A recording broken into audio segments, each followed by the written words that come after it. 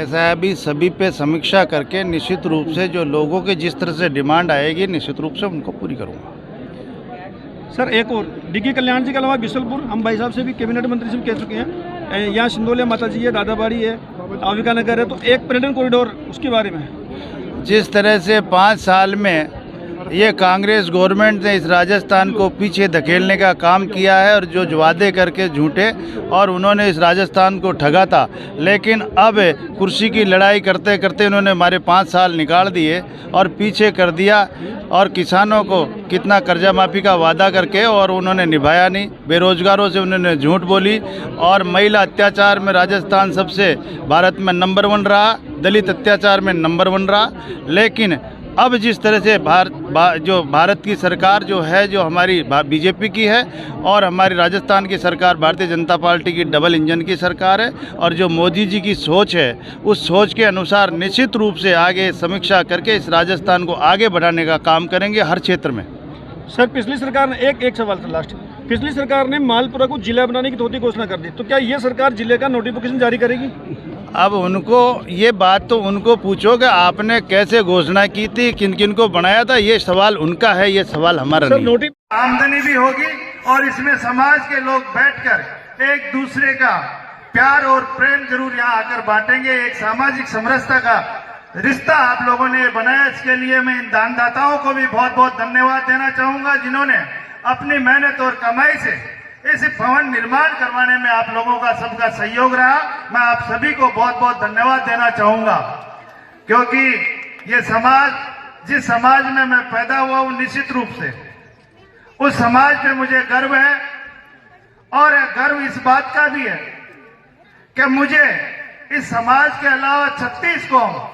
जो सारी समाज के लोग हैं, निश्चित रूप से मुझे आगे बढ़ाने में उनका सबका सहयोग रहा। मैं सभी समाज के चरणों में प्रणाम करता हूं, 36 कौम के समाज के प्रणाम करता हूं कि उन लोगों ने मेरा साथ देकर निश्चित रूप से जिस ओहदे पे उन्होंने पहुंचाया, उनके लिए मैं उनको बार बार प्रणाम करता हूं। और मैं प्रणाम करता हूं, मैं आभार व्यक्त करता हूं हमारे यशस्वी प्रधानमंत्री जी का, जिन्होंने इस समाज का मान और सम्मान रखा। मैं गृह मंत्री जी का आभार प्रकट करना चाहूंगा और हमारे प्रदेश के यशस्वी हमारे मुख्यमंत्री और हमारे प्रदेश नेतृत्व को बहुत बहुत आभार व्यक्त करना चाहूंगा कि जिन्होंने हमारी समाज का मान और सम्मान दिया और इस राजस्थान में काम करने का मौका उन्होंने दिया। इसके लिए मैं उनका भी बहुत बहुत आभारी हूं, क्योंकि बैरवा समाज, जिस तरह से हम मेहनत मजदूरी और ईमानदारी से काम करते हैं, ये बैरवा समाज कहीं चोरी और डकैती या ऐसे अपराध करने वाली समाज नहीं है। ये मेहनत और मजदूरी से रहने करने वाली और अपना अस्तित्व रखती है कि वो गलत काम नहीं करती है, लेकिन फिर भी हमारे पढ़े लिखे लोग और हमारे बुजुर्ग लोगों का जो संस्कार है, उस संस्कार को रखते हुए अपनी सोच और अपनी समझ को काम में लेते हुए हम इस समाज का उत्थान करने के लिए आगे बढ़े। मेरा आप लोगों से सभी से यही निवेदन रहेगा, क्योंकि मैं युवा वर्ग से सबसे ज्यादा कहना चाहूंगा कि आने वाले भविष्य के आप हमारे गौरव, हमारे समाज को आगे बढ़ाने में, आपकी समाज का एक प्रदर्शन करने के लिए आप लोगों का चेहरा, आप लोगों का मुकुट हमारे सामने रहेगा, जिसका आप हमारे समाज के संस्कार, हमारे बुजुर्गों का संस्कार लेते हुए और हम ऐसा काम करें कि कोई गलत काम नहीं हो और इस समाज सुधार में अपना काम करते हुए, शिक्षा लेते हुए हम आगे बढ़ेंगे। ऐसी मैं अपेक्षा हमारे युवा वर्ग के लोगों से करना चाहूंगा।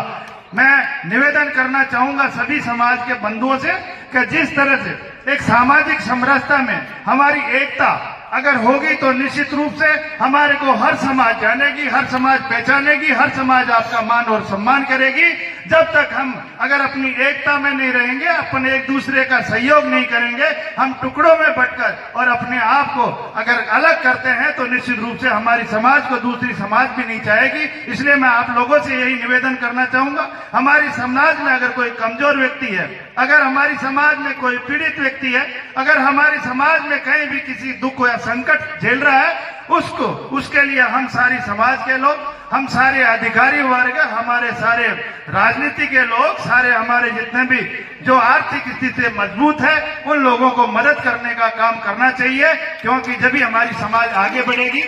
मैं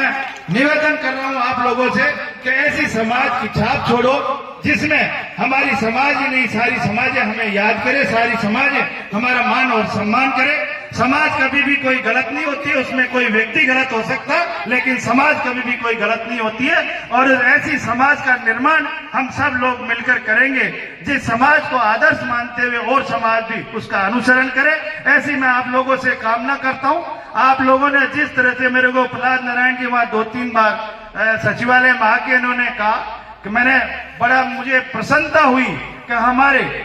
13 दुकानों का निर्माण हुआ। मैं पहले भी आप लोगों के बीच में कई बार आने का आप लोगों को मौका मिला है, और आप लोगों के जो आदर, आप लोगों के जो संस्कार मुझे मिले हैं, निश्चित रूप से मैं भी आगे बढ़ने के लिए हमेशा मैंने कहा प्रहलाद जी को मैं जरूर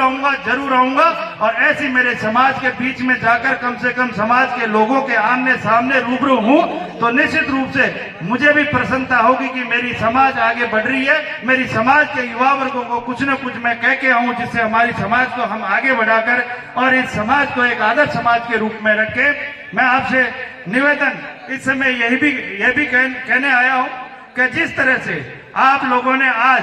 मुझे इस पद पर देखा है, निश्चित रूप से कहीं न कहीं आप लोगों का संस्कार, आप लोगों के जो कार्य हैं, आप लोगों का जो सहयोग है, मुझे आगे बढ़ने में ताकत मिला है। और इस ताकत का हम सदुपयोग करेंगे। कब करेंगे कि आप लोगों के अगर कोई भी चीज की मांग हो, आप एकता रखते हुए, अभी कन्हैया लाल जी आपके सामने